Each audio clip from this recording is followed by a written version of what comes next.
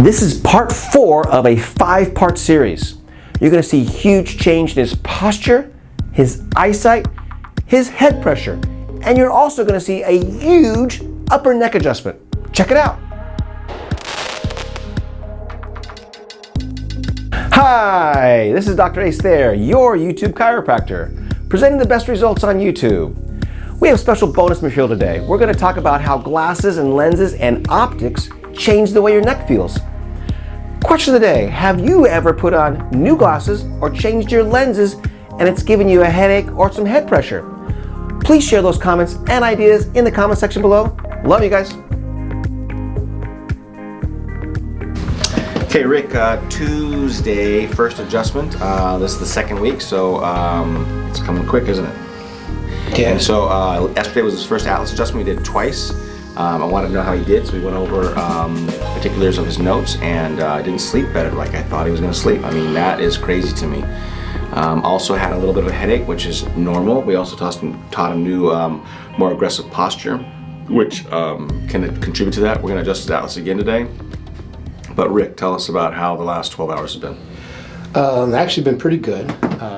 The change in posture are a little bit difficult. You know, it's aggressive. Yes, it's aggressive. It is. It's very aggressive, and but otherwise, they're like yesterday when you adjusted me. There was like some pain that went with that, and in on the first adjustment, and in the afternoon you did it again, and that pain kind of went away. Yeah. And again, the Atlas adjustment, guys, is very, very powerful. It's direct connect to the brainstem, to the brain, and so the reason I take my time doing it, and everybody's like, "You're adjusting the Atlas, you're adjusting the Atlas." I'm not adjusting the Atlas because I'm freaking scared to adjust the Atlas because it does so much more. And so variation in feeling and how he feels and maybe more pain is always associated with that. Anything can happen with the first adjustment. So I wasn't scared of that at all, but again, we don't do it the first week because of these kind of reasons. But he calmed down the second one. Again, I thought he was going to sleep better, so that's the only thing I'm kind of off on. So we're going to work on it a little bit more. I'm going to adjust him here, and I'm going to put him in the chair before we stop videotaping, okay? Thank you. Okay.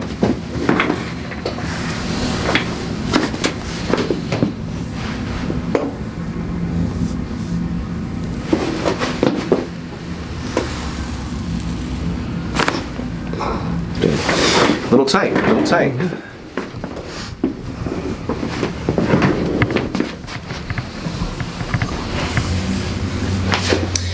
By the way, his head pressure, this is the most positive thing about the last adjustment, is that again, he started at a 9 yesterday, last week, and he went down to a 4 after his Atlas adjustment. He didn't come back up, stayed at 4 the whole time, right? Right. So there's no variation of that, which was going up and down last week. So that's a positive. Excellent. You guys heard that rock? That was the rock rolling. Rice Krispies call. We've got a copyright violation. Oh, shit.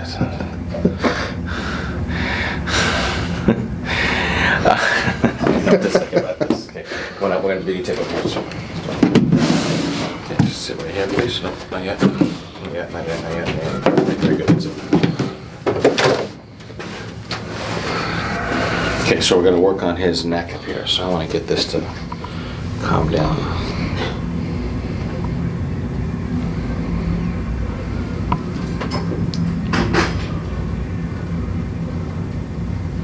How painful is this? That's not very painful at all. Okay. I actually like that pressure because that's pretty much where all the pressure originates in my head. Yeah. That's why I'm sort of shocked that this Atlas adjustment didn't help. I guess the good thing about my Atlas adjustment is that it didn't make you worse like before, right? Right.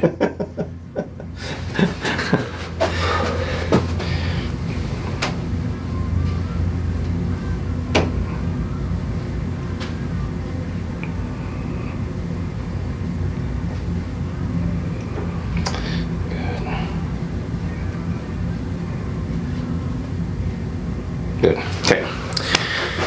So that's his adjustment for the morning. We're going to get his follow-up in a couple hours, and so I'll see you guys soon. Good. Second visit on Tuesday, and so Rick walked all the way home. We got his pressure to come down, his head down to a 3. We're going to try to get it down to a 1 right now. I'm going to work on a couple different things after I adjust them and see if we can drop it more. So Rick, why don't you tell us this last couple hours? Adjustment felt really good. Walk home was pretty good. Walk back was pretty good. With the posture changes and everything that you're teaching me, the tension has moved a little bit in the body, but I think that's pretty much to be expected because it's brand new and I'm learning something new. But one of the things I've noticed over the course of the past week and a half has been my eyesight. Not so much like vision improvement, but the muscles around the eyes feel more relaxed, and also for the longest time my eyes didn't feel like they were my own. Like I put my glasses on, it's like I'm looking through somebody else's lenses. That's starting to change, Gotcha. and that's starting to change for the better. Like I'm getting my eyes back. Gotcha, cool. That's what it feels like. So is it difficult to chew gum and walk at the same time? Yeah, that's why I gave up. It's setting you up. That's why I gave up chewing gum, because I'm not going to give up walking. He's been asking me to set it up for the couple days for this joke. He wasn't expecting it, right? No, I can't wait for the comments on that. You're gonna lose viewers. Again, so guys, just check it out. Okay, so we're gonna get this adjusted again. Okay. Okay. Good, nice.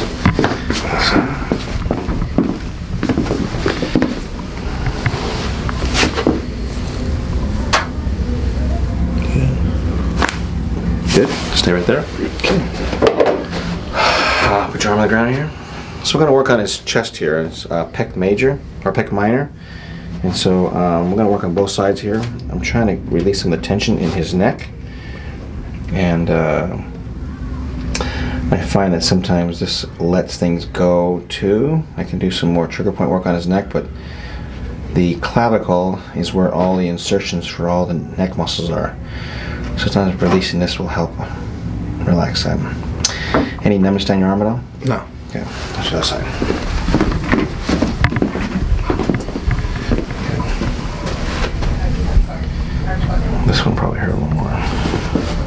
Okay. You got it. Not too bad.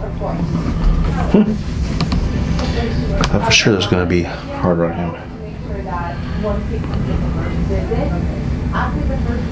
Okay, let's turn over his stomach, face down.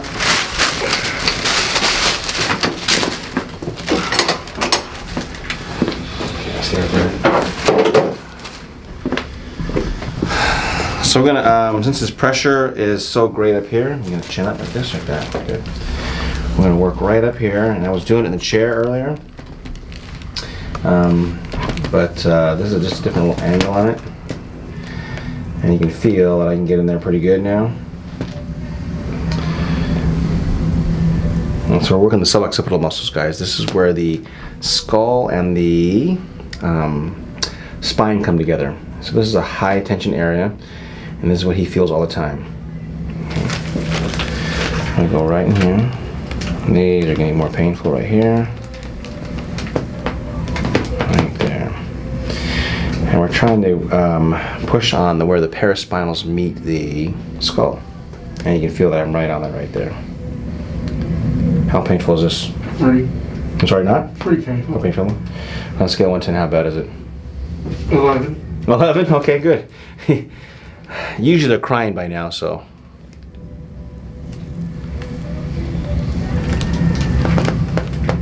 Good. It's more or less on this side. More. Yeah, it feels like it to me too.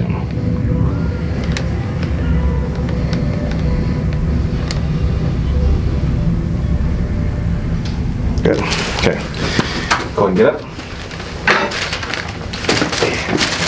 Yeah, on the right side, that goes right through to here. Yeah, and that's why I feel all the time. Yeah. So, what's this pressure feel like? 3 still? No, my head feels really light, and 2, 1, 0? I don't even feel any kind of pressure right now. No pressure now? No pressure right now. Good. So we'll get the follow-up on this tomorrow, but again, I wanted to give a little leverage. I wanted to get in there and push on it, so you guys witness what we did. See you guys next time. Dr. Thayer here. This is Rick on Wednesday, first adjustment. Before I start, why don't you tell us about this massage? You said you love the massage. Oh, massage is great. If you're going to come out here, you do not want to cheat yourself and get that done. I feel like that helped loosen up some things in my neck that I think benefited the adjustments going forward. He wanted me to ask him this because he's been wanting to say how great our massage therapist is. She is. Yeah, and so she just walked behind me, so I remembered to ask him this.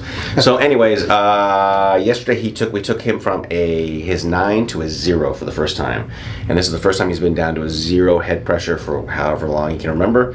But the problem was after he left, he did his laps from the building. Again, we're working on his progressions. This is his posture. We've given him all the tools to have good posture. Yet his head pressure went from a 0 to a 3 within 5 minutes. 5 minutes. Yeah.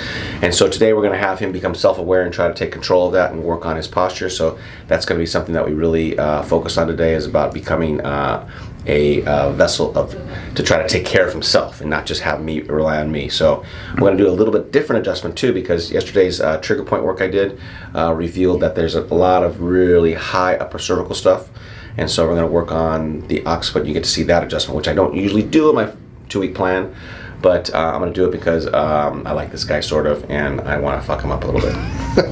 He did that yesterday. Yeah, and so you get to see that today. Anything you want to share about the last 12 hours? I feel like some of the trigger point work that you did is loosen some of that stuff up. I think it's changing things. Maybe that's why I'm feeling the little bit of dizziness. Yeah, he got a little dizziness, came back too, like he had the weekend, which is interesting because I just think that I moved a whole bunch of stuff around. His sinus pressure came up again. So the interesting thing is that some of his vertigo feeling came back and his sinus pressure came up, but his head pressure was the best it's been since he's been here, a 3. So that's an interesting dichotomy there. Yeah. But so again, it's not always a straight line, guys, and so we're working with this. And the only thing I really have a problem with is he's not sleeping like he should, and so I'm trying to figure that out. He doesn't have a sinus infection. He doesn't have a history of sinus problems. He's not taking any medication right now. He's pretty much on his same circadian rhythm that normally I check. So I haven't found the smoking gun on that one yet. So that is a thing that I'm worried about, and I wish we could get him to sleep. I'm working on that too. So anything else? That's it. On your back, sir. That's what she said last night. Yeah. Well, You can't afford it, you said. You said. He was telling hooker jokes before we went on air here. Yeah. I deny. I plead the 5th. Let's go up, please. Right there. So this Occiput adjustment is really high, guys. It's a much more difficult adjustment to get. You don't see it probably in any videos, other chiropractic videos, because it's a really tough one. So the location of the setup is, again, right behind the ear here, guys. So it's right above the mastoid process. When I atlas adjustments below the mastoid, this is above. And so I use my hand for the chiropractors out there, my thenar eminence right here. And I set up right behind the ear. And the trick here is the location, not the location, the line of drive. So the line of drive is like a scooping motion. Where I good scoop. And you don't come across, you scoop. And the reason you scoop is because the condyles are the joints that are associated with the atlas, and the occiput are cupped like this. So you actually have to adjust down and around into it. And so he felt that. I don't know, did that feel any different than yesterday's adjustment? Not as intense. Not as intense as you thought? Yeah. So it went actually okay. I'm going to do this side too. This will probably be the last one we do, unless he has a great response.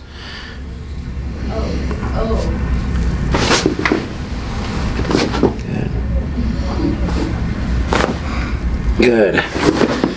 And so that's Occiput adjustment, guys. So I'm going to flip them over. We're going to do some trigger point work on the right suboccipital muscle, and that really took him from from the 4 yesterday to a 0, but really brought him down to that 0, which I really want him to have. And then we'll do self-test and self-training for the next couple hours until we see you guys again. See you guys. Oh no. So we're going to trigger point work on the back of his head. I can use my thumbs, but I'll break them, so I use this, and I don't mind breaking this on his head.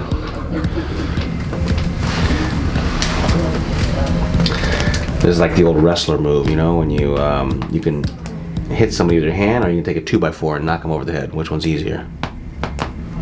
Use the piece of wood. How painful is this? It's all right. It's all right? Okay, we're gonna get into the spot. The spot is right here on him.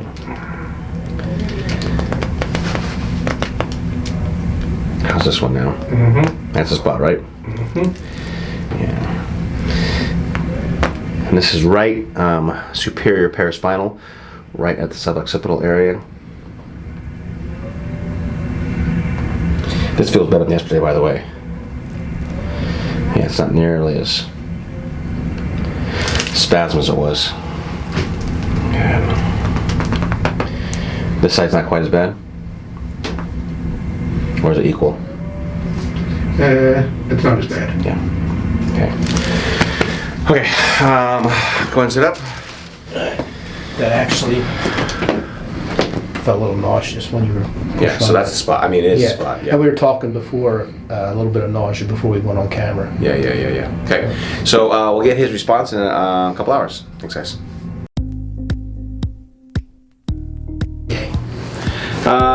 Rick, second visit. We sent him on a task to change his parameters, change his way of living. And the reason for that is because now we teach posture, we adjust, we do all these great things, and now it's self-reliance. Now he has to learn how to not just chew gum, not just take out the package, but actually chew gum or something like that. It was an analogy I was going with there. Yeah, we said something in the last video about that. Yeah, and so anyways, he learned a lot because his pain went back up to a 3 when he left, and he was able to drop back down to a 1 with the stuff we taught him. And that's a home run, guys, because if you can actually understand and feel that, then you can take that and learn how to do it at home. Because if I just give you a fish, what you're going to eat for a day, right? All that whole thing. So anyways, he's learned how to fish now. Okay. Give me a can opener. Yeah, exactly. Because I don't fish. Because you don't fish. I do my fishing in the frozen food section. Yeah. I want you to give him a hard time with his jokes. Yeah. He's rubbing off on me. It's not in Exactly. a good way. Okay, so let's see, anything else? Sinuses. Oh, optics. So we're going to talk about his glasses. So let me see your glasses real quick here.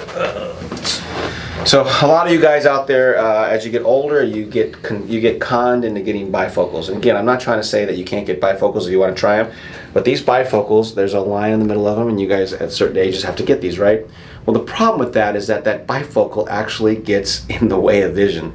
And so put these on real quick. And I told him to put them all the way back on his eyes, put it back like here. And he goes, I don't like it that way. Why? Because the bifocal gets in the way. Gets in the way, right? And so what does that do, guys? Optics matter. So when that little bifocal thing gets in the way, guess what you're going to do? You're going to drop your head a little bit. And when you read, you're going to do this. You're going to change the way you look at things because of these stupid bifocals. So we're going to recommend to him to walk without the glasses on this next exercise. And the exercise, again, is doing what I tell him. And then the other thing we're going to tell him to do is probably get rid of the bifocals and just use cheaters and have regular glasses so he doesn't have that line in the middle of his eyes. Right, and I have computer glasses just for the computer, and they're fantastic. Yeah. So again, optics matter, guys. So when you come out here, if you have any questions about optics, bring the glasses you have, and so we can kind of evaluate them, take a look at them. Trifocals are actually the kiss of death. I've never seen anybody with trifocals that work very good. So if you have those and you're hurting right now, you're doing it to yourself, or your optician is doing it. I used to have transitionals, so you had the regulars, and then the one here, and then the one here, and but there's trifocals. There's even worse. So, anyways, just interesting thing, and we're getting into optics with him. So, he's at a 1 right now. So, and that's him getting it back down to a 1. What we learned here is that he was tightening up a little bit on the walk. We had to have him again learn how to relax even more, and he did that. So he's at a 1 right now. So we're going to get him back down to a 0 and go from there. Good. So I want to adjust your. I should go for. That was an Occiput adjustment this morning. Mm-hmm. What'd you think of it? I mean, I'm kind of curious. Good. Wasn't the hardest of the bunch. Yeah. God, I'm torn because I'm torn on this one. Let's go to the Alice again. Hold on your back. I'm torn what to do here. Torn. Because Friday we usually do a much more conservative adjustment, so this could be our last aggressive adjustment, but we'll see. So let's do this and we'll see, and we'll choose what we're going to do on Friday.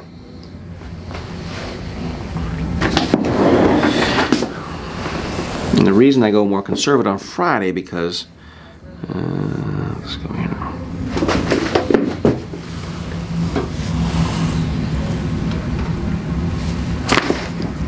Good. That feels a little more. That jolted right down into my arm. Yeah.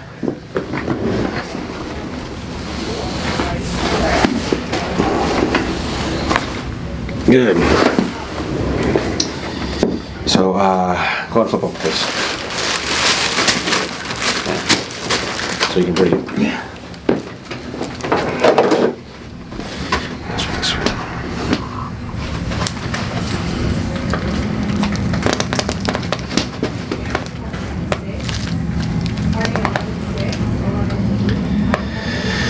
Okay, again, this is his suboccipital muscles, and when I was actually adjusting him, you can feel there's still a ton of tension up there. So he creates a ton of tension up there still. Even with all the stuff we teach him, he's still creating this tension. So I'm gonna have to really focus on getting this down. Oh, we have to flip him back over one more thing too.